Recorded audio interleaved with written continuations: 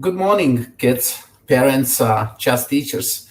In today's lesson for future masters, we'll talk about the end game that happened in a global chess team league between Sarin, Nihail, and Jonas Bjerre. Um, an interesting and simple end game. This is the position that we have, and white played rook to a7.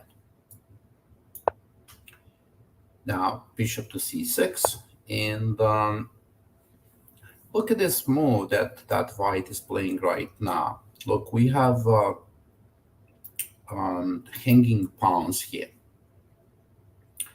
and white is playing pawn to b4, sacrificing a pawn because he wants to separate those hanging pawns. Right? When white separates those pawns, they will become weaker. So after bishop e5, of course, the knight on e2 is attacked. So knight goes to f4, and now the pawn on d5 is attacked. Pawn takes, and the question is, should white capture on c8, right? And you will see here, Nihail Sarin choose not to take, but he plays move rook b1. So he accepted this position with a pawn down, right? Because he has a great position of the rook on a7, and the knights are really fantastic, right? Now, rook c2, pawn on f2 is attacked, knight to d4, right? So rook c2 was a mistake because it allowed this move, knight to d4. Now we have a fork, right? So black goes back, and rook to b4. So look, we have a 4 pawns against 4 pawns, but the endgame is very difficult for black, right? White has all the chances to win this endgame. So let's see one more time what's happening here. So when we analyze the endgames, first we have to look at the kings, right? The white king on g1, I cannot say it's completely safe, right? Because sometimes there are checks and knight f2, right? Could be some troubles, but in general, there are no big problems. On the other side, the black king has those issues on the 7th rank, and you will see he actually got checkmated on the 7th rank. Now, the most important in this endgame is the activity of this rook on a7 and the knights, right? The knights are stronger than the bishop. The bishop on b5 cannot find a good place, and that's why black lost the game. So a simple position like 4 pawns against 4 pawns, but still white is better here. And after rook c1, check. Seems so this was a mistake.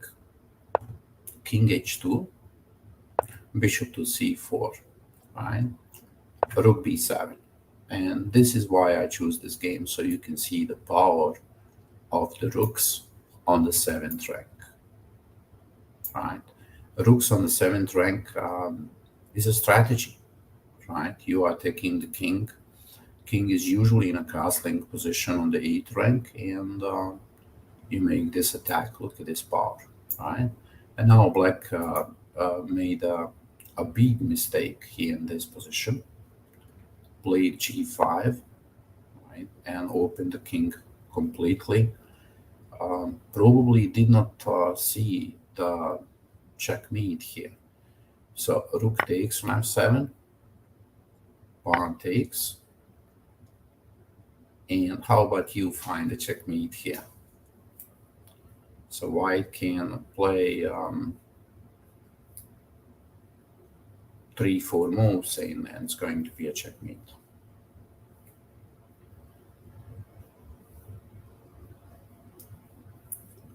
So if you found this idea of rook g7 and then rook h7, let's move rook g7. So the rook's on the 7th rank, and now a very important move, knight f5, and the next move is rook h8, checkmate, right? So look at this position, right? So you need to protect the rook on g7 with the knight, right? So it looks like very simple, but when we go back, right? Let's see. Let's see what are the most important ideas. Definitely, we need to remember this idea of rooks on the seventh rank, right? That's very important. And I think we also have to talk one more time about this position. It looks like the game could be a draw, right? Because it's 4 pawns against 4 pawns, but the black bishop is so weak, right? And that's why white has all the chances to win this game. The knights are stronger in the center of the board. This is one of those positions where the knights are stronger than the knights. Than the bishops. The pawn on d5 is an isolated pawn, right? So the white has a chances to win the game here. Let's go a little bit back and see again those important moves like b4. Rook a7 is an easy move, right? That everyone can find, but b4 is a difficult move to play. So white is sacrificing a pawn, separating the hanging pawns, creating an isolated pawn, and going into this endgame where he has a chance to win with the knights, right? Even if a pawn will go to c4, look, still there are problems with the black pawns. Yes, this pawn is quite solid, right? But look at the black bishop. It cannot find a good diagonal, right? So when the knights jump to d4, right, and the knights are very powerful here. So even in that position, so I think taking on b4 is correct, right? And probably there are chances here to make a draw, but this was a mistake. Rook c2 is the move that is a mistake. Let's see if yeah, there is a better move. Instead of rook c2, bishop to c4. That would be a better move, right? Rook b4, and then with a rook a8, black should offer a trade of that rook because those rooks are really powerful, and you have to trade if nothing one of them. If you can trade one of the rooks, then much better chances for black to survive in this position because the checkmate is not going to be happening, right? So this was the way to play.